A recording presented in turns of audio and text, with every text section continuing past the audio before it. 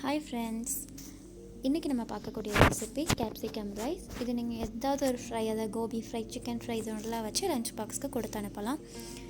அதுக்கு நம்ம இப்போ ஒரு பாத்திரத்தில் ஒரு 3 ஸ்பூன் நான் எண்ணெய் விட்டுக்கிறேன். எண்ணெய் விட்டுட்டு அதில் நான் இதே மாதிரி ஒரு பெரிய வெங்காயத்தை ஸ்லைஸ்டாக கட் பண்ணி வச்சுருக்கேன். அப்புறம் 2 பச்சை மிளகாவை நல்லா வாய்க்கீரி வச்சுக்கோங்க, ஃபுல்லாக வாய்க்கீரி வச்சுக்கோங்க. அப்புறம் ஸ்பைசஸ் நான் 2 பட்டை, 2 ஏலக்காய், 2 கிராம்பு, அப்புறம் 2 பே லீஃப் இப்படி நான் ஆட் பண்ணிக்கிறேன்.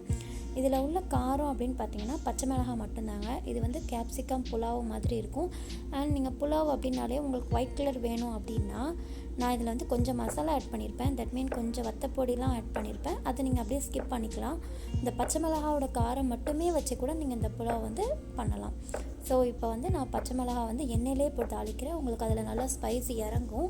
நீங்கள் எந்த ரெசிபினாலுமே எண்ணெயிலே போட்டு நீங்கள் பச்சை மிளகாவை தாளிச்சிங்க அப்படின்னா அந்த ரெசிப்பியில் உங்களுக்கு நல்லா அதனுடைய காரத்தன்மை இறங்கியிருக்கும். சரிங்களா? ஸோ இனி அப்படி ட்ரை பண்ணுங்கள். எப்படி இருக்குங்கிறத என்கிட்ட கமெண்ட்டில் சொல்லுங்கள். ஸோ 2 பச்சை மிளகாய் வாய்க்கீரி அந்த எண்ணெயிலேயே போட்டு கொஞ்சம் நேரம் வதக்கியிருக்கேன்.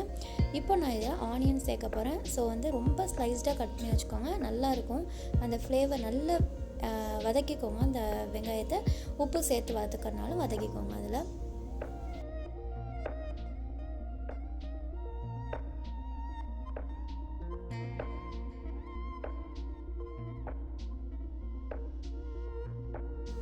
இப்போ நான் ஆட் பண்ண போகிறது குடமிளகாய். இதில் நான் 3 கலர் குடமிளகாய் எடுத்திருக்கேன். ஸோ உங்ககிட்ட ஒரு கலர் தான் இருக்குது, 2 கலர் தான் இருக்கனாலும் நீங்கள் யூஸ் பண்ணிக்கலாம். அண்ட் இதில் குடமிளகாவை பார்க்கும்போது நான் சாப் பண்ணி வச்சுருக்கேன். அண்ட் நீங்கள் நீல நீளமாக கூட கட் பண்ணி இதில் ஆட் பண்ணிக்கலாம்.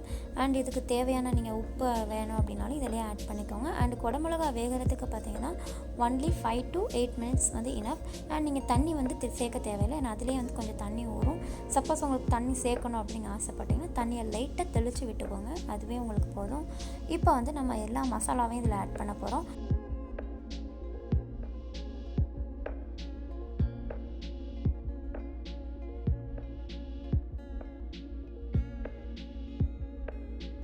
ஸோ மசாலாவை பொறுத்த வரைக்கும் ஒரு 1/4 ஸ்பூன் வத்தப்பொடி அண்டு மிளகுத்தூள் ஆட் பண்ணியிருக்கேன் இப்போ வர. அண்ட் கொஞ்சமாக உப்பு ஆட் பண்ணியிருக்கேன். இப்போ நான் ஆட் பண்ண போகிறது கரம் மசாலா. ஒரே ஒரு லைட்டாக பிஞ்ச் மட்டும் ஆட் பண்ணிக்கோங்க.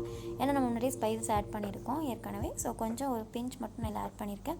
இந்த வத்தப்பொடி நீங்கள் ஸ்கிப் பண்ணனாலும் பண்ணிக்கலாங்க. அப்புறம் நான் இப்போ சேர்க்க போகிறது இஞ்சி வெள்ளைப்பூடு 1 ஸ்பூன் ஆட் பண்ணிக்கோங்க. இது எல்லாமே போட்டு நல்லா கிளறி விட்டுக்கோங்க. அண்ட் இஞ்சி வெள்ளைப்பூடு நான் இப்போ சேர்க்குறதுக்கு என்ன ரீசன் அப்படின்னா கேப்சிகமில் ஒரு ஸ்மெல் வரும். ஸோ அதை கொஞ்சம் ரெடியூஸ் பண்ணுறது தான் இதை நான் சேர்க்குவேன். மற்றபடி ஒன்றும் இல்லை. ஸோ 5 மினிட்ஸ்க்கு அப்புறம் இது நல்லா வதங்கிடுச்சு. இதில் நீங்கள் வத்தப்பொடி அண்ட் இஞ்சி வெள்ளைப்பூட ஸ்கிப் பண்ணனா பண்ணிக்கலாம். உங்களுக்கு ஒயிட் கலர் புலாவா வேணும் அப்படின்னா வத்தப்பொடியை கண்டிப்பாக வேண்டான்னு நீங்கள் ஸ்கிப் பண்ணிக்கோங்க. கிட்ஸுக்கெலாம் கொடுக்குறப்போ காரம் ரொம்ப கம்மியாகவே இருக்கட்டும். ஓகேங்களா? ஸோ இப்போ நான் வடித்து வச்சுருக்க ரைஸை இதில் கொட்டி நல்லா கிளறி விட்டுக்கிறேன். நல்லா உதிரியாக இருக்கட்டும் ரைஸ். அப்போ தான் இந்த புலாவ் ரொம்ப டேஸ்டியாக ரொம்ப சூப்பராக இருக்கும். ஸோ சுட சுட இந்த சாதத்தை நம்ம அப்படியே சாப்பிட்டோம் அப்படின்னு வைங்களேன், ரொம்ப சூப்பராக இருக்கும்.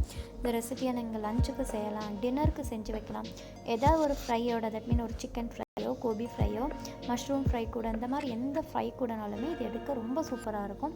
ஸோ கண்டிப்பாக இந்த ரெசிபியை ட்ரை பண்ணுங்கள். அந்த அரோமா ரொம்ப சூப்பராக வந்தது. ஸ்பைசஸ் ஆகட்டும் அண்டு குடமிளகாவோட அந்த ஸ்மெல், இந்த ரெண்டுமே கலந்து ரொம்ப சூப்பரான ஸ்மெல்லாக இருந்தது. ஆக்சுவலி இது நான் என்னோடய லஞ்ச் பாக்ஸ் ரெசிபிக்கு என் ஹஸ்பண்ட் கொடுத்து விட்டேன். அண்ட் ஆல்சோ என்னோடய குழந்தை கூட ரொம்ப விரும்பி சாப்பிட்டான். ஸோ உங்கள் கிட்ஸுக்கு இந்த மாதிரி ரெசிபியாக பண்ணி கொடுங்க, ரொம்ப சூப்பராக இருக்கும். கண்டிப்பாக விரும்பி இந்த உதிரியாக இருக்கிறத ரொம்ப விரும்பி சாப்பிடுவாங்க. இதை நான் அந்த டைமில் கோபி ஃப்ரை வச்சு நான் சர்வ் பண்ணேன். ஸோ உங்களுக்கு அந்த டைமில் எந்த ஃப்ரை உங்களுக்கு பிடிக்குதோ அந்த மாதிரி ஃப்ரை வச்சு நீங்கள் அதில் சர்வ் பண்ணிக்கோங்க. ஸோ இந்த ரெசிபி உங்களுக்கு கண்டிப்பாக பிடிக்கும்னு நம்புகிறேன். அண்ட் கண்டிப்பாக உங்களோட லஞ்ச் பாக்ஸ் ஒரு டின்னர் ரெசிபிக்கு இதை பண்ணி எப்படி இருக்குங்கிறத என்கிட்ட கமெண்ட்டில் ஷேர் பண்ணுங்கள். ஸோ இந்த வீடியோ உங்களுக்கு பிடிச்சிருக்கு அப்படின்னா லைக் பண்ணுங்கள் அண்ட் ஷேர் பண்ணுங்கள் உங்கள் ஃப்ரெண்ட்ஸ் அண்ட் ஃபேமிலிக்கு. மறக்காமல் நம்மளோட சேனலை சப்ஸ்கிரைப் பண்ணிவிட்டு பக்கத்தில் இருக்க பெல் ஐக்கானையும் கிளிக் பண்ணிக்கோங்க. தேங்க்யூ ஃபார் வாட்சிங்.